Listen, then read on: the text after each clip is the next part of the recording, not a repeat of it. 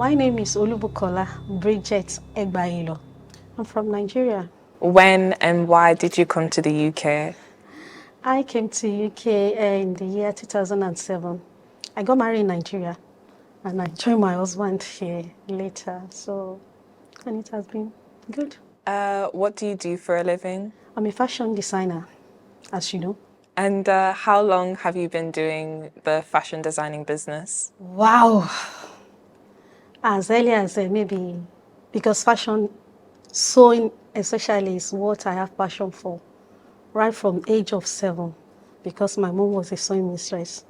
So I've been doing that throughout my life, even up to today. Yeah.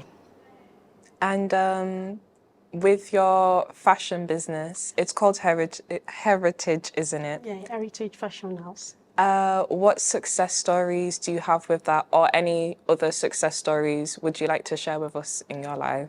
Yeah, right, yeah. Being a fashion designer, right, let me say, I started at the age of 7.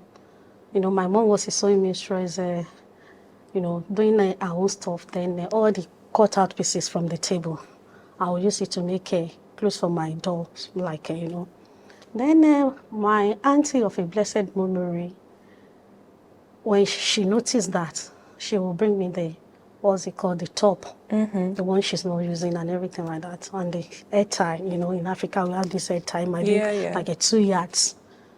Give it to me, let me be doing something with it. From then, I started. Then by the time I was in high school, I was in I think year 4, I was in art as a vocational subject. Then my friends in class, they will come to the class using needle and thread, doing some, sewing work and everything like that. I was moved. Then I went to see their teacher, clothing and textile teacher, that I want to join the class. Then the woman said, and that was when I was in SS3. That was the final year to do my SSC, which you guys call maybe GCSE or something like that. Yeah. So the woman said, no. They started 2 years ago. And for you to do it, you have to cover this portfolio. I said, yes. I did everything. For the mock exam, I did everything. And I did it my WAEC then. I did clothing and textile as a vocational subject. And since then, I've been doing it. Then when I was in higher institution, I continued making clothes for people. Using my mom's sewing machine, I got to school, started my own machine, singer, the treadle machine, making clothes for my friends, family member, for occasions and everything like that.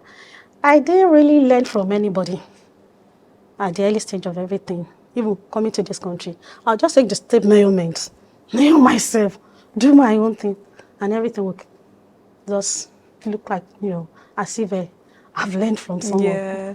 So later on, when I was because in Nigeria, when you finish your higher education, you need to go and serve the country 1 year. I served in Kogi State, Lokoja. So when we were in the camp, when they knew I was into sewing, then maybe when, in the guest hostel there. So they call it Ajuwaya, the uniform for the coppers.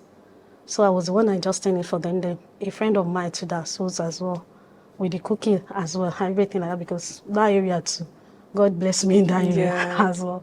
So that's how I started. Even when I finished the 1 year youth service, the following year, they called me to come back and help them the following year to help the coppers to adjust their clothes and everything like that. That's how I started.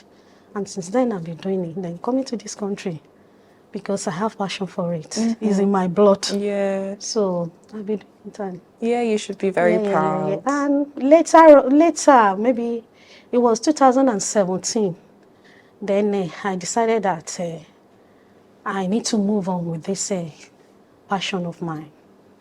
Then I quit my job, went to TSI Uni, and here I am. And there's lots of a success story.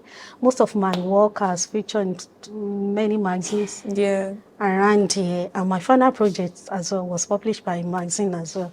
A lot of things has happened. I can say, yes, this is my line. This is what God has called me to do. Good. So I'm glad. And on the flip side, were there any challenges that you had to face with your fashion designing business, maybe when it came to like quitting your job, or like any challenges that you've had to overcome in your life? Yes, I did face some challenges. Before I went to uni, then not so many black people here. Yeah. So, but God was so helpful, and things were going down. When I got to uni, I faced a lot of challenges as well. Being a black person, then where I come from, you know. When I was at uni, because I love my heritage and culture, especially African heritage, and that's what I love doing when it comes to my fashion work. All this artistic work that showcases African culture, experiences, both the vibrant of the print and everything like that. But it's not everybody that will like what you are doing, Yeah. especially from your background. So that gave me like why is it happening that way? I didn't know, but I was able to push through. It got to a point I said, no more, I'm not doing other people's, their own thing. I want to do African something. I want my inspiration from Africa. Yeah. So that's what one of my lecturers said, no, I don't like this, all these things, all these Africans, they have both this and that and everything. I didn't say anything, but I stood my ground. So there was a time that I was supposed to go for maybe an intern, dance out, but I couldn't go because of a family. So I was looking for somewhere around this area to do my intern, but I couldn't. So they asked me to go and see a lady along Range Road that does maybe kind of veterinary, at least to get something so that I can just use it as maybe something to submit for the project, but I couldn't get it. So luckily for me, they call it a Osgram Fashion Week, and there's this event that happens every year in Red Car. They call it a Festival of Thrift. So my lecturer called me and said, Bridget, you can go, because they know me as Bridget. You can go for this. I said, okay, no problem. So I went to where we get, what was it called, like all these second-hand clothing from British Art Foundation in Darlington. And I got some garments, wedding gowns and everything like that.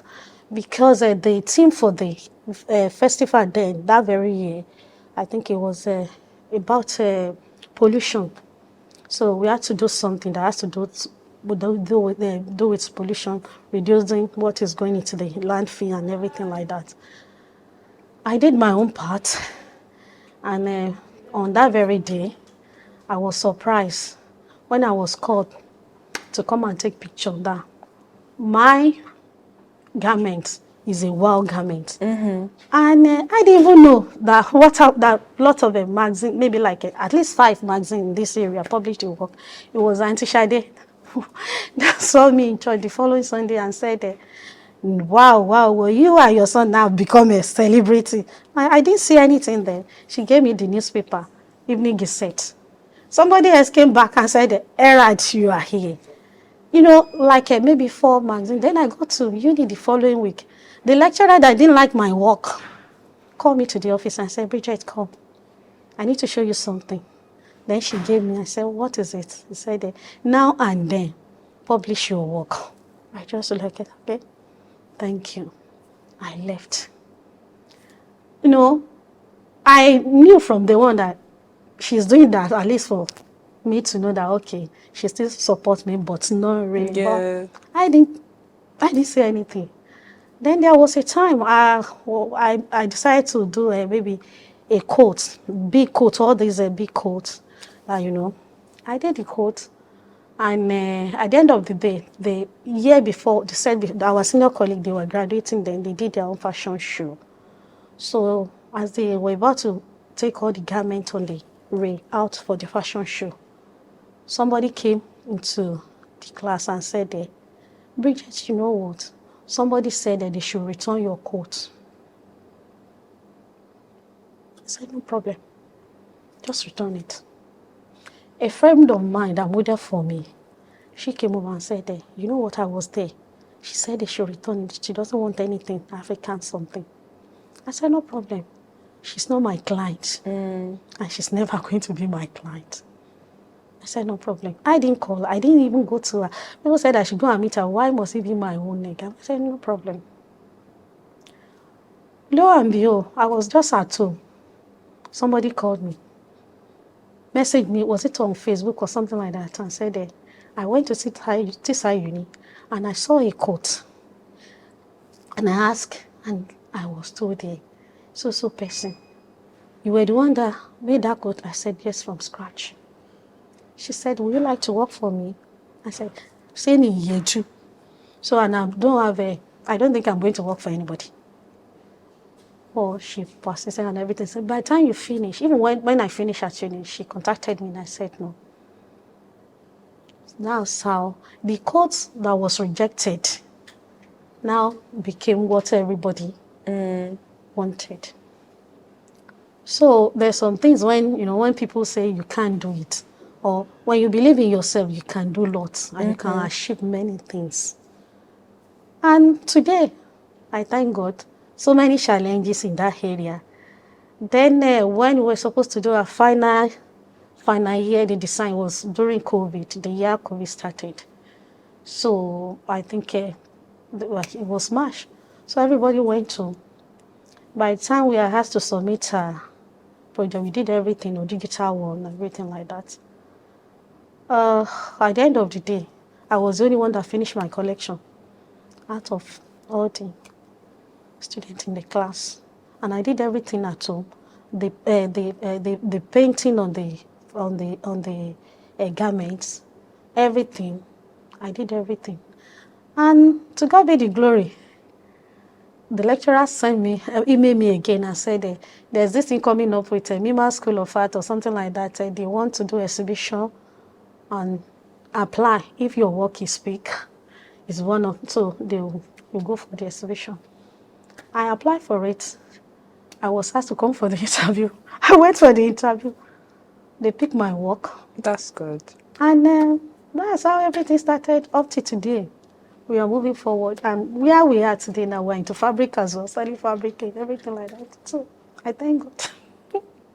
And just to wrap this up, what would you say to anyone that's coming to the UK and I don't know, they have some negativities or difficulties that they are worried about when it comes to just being in a different environment? It's not easy. It's not easy at all. I remember even when I first came, I was looking for a job to help somebody sell maybe just a ordinary newspaper or one of these corner shop. I went there. The guy said, I don't have a UK experience. Just to help, to sell maybe sweet or this corner shop. I walk from one place to another looking for something to do. No. It's not easy. But if you know who you are, you just have to keep on going. Because if you decide to stop or to quit from your dream, you are not going anywhere.